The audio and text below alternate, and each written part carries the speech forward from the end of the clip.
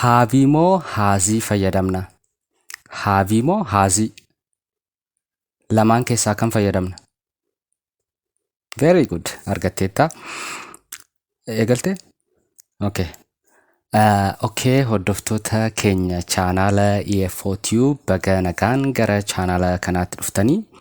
Egaa kutaa 13ffaa kana keessatti jechoota baay'ee barbaachisoo ta'anii fi isin adda baafattanii beekuu qabdan kan bakka kamittan fayyadamuu qaba jedhee namni baay'ee jecha haavii fi haaz jedhu kanarratti bitaa isa galaa. Kutaa 13ffaa kana booda garuu bitaa isin hin galu jedhee tan abdadhaa akka sirriitti nama hundaaf galuu danda'uttan isiniif ibsaa. So namoonni chaanaala keenya subscribe gootan video garaagaraa gadhiisnullee like gootanii kanneen immoo komentii jala galtanii yaada babbareedoo nu kennitan guddaa galatoomaa isiniin jechuu barbaannaa. Egaa jechi isheen jalqabaa nuti kutaa kana keessatti ilaallu have kan jettudha.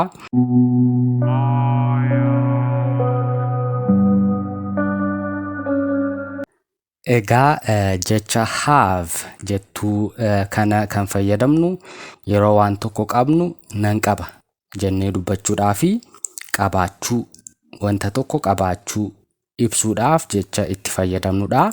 Fakkeenyaaf I have 2 brothers. I have yeroo jettan nan qaba akka jechuu keessaniiti.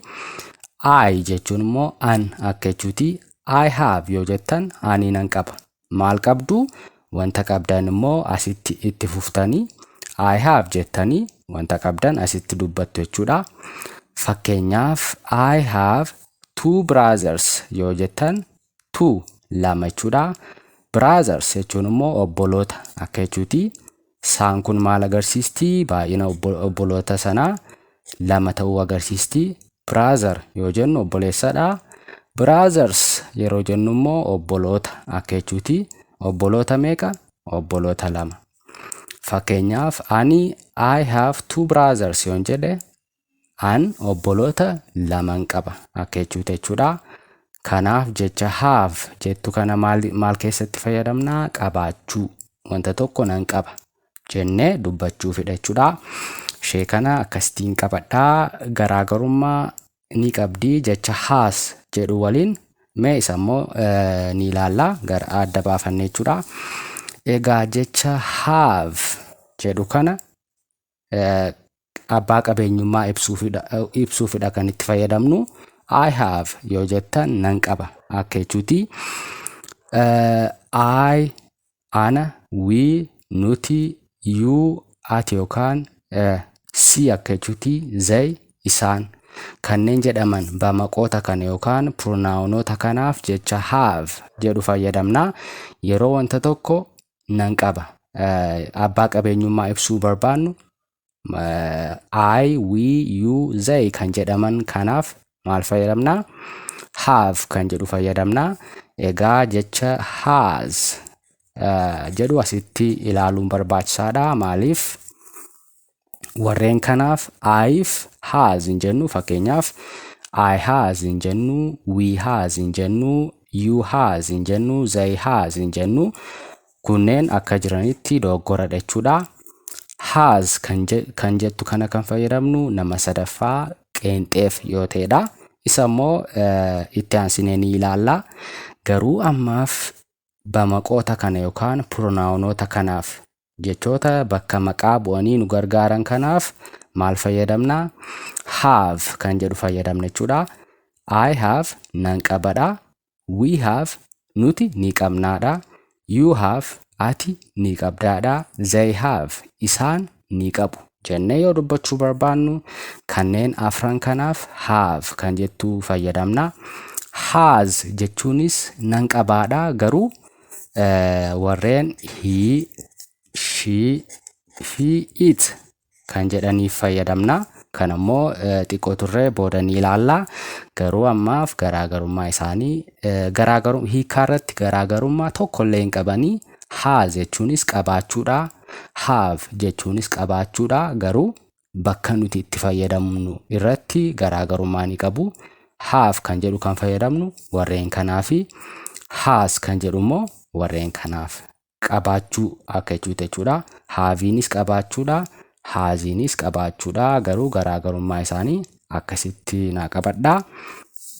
Mee fakkeenyaan isinii kenna. Fakkeenyota garaagaraan isinii kenna.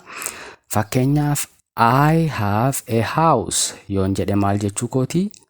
House mana. House jechuun mana jechuudha. I have nan qabaadha. Maal qabdu? A house. Een kun as keessatti maal agarsiisti?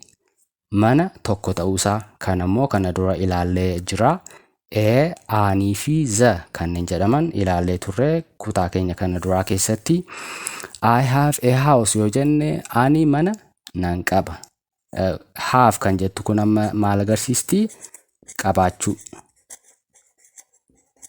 Qabaachuu.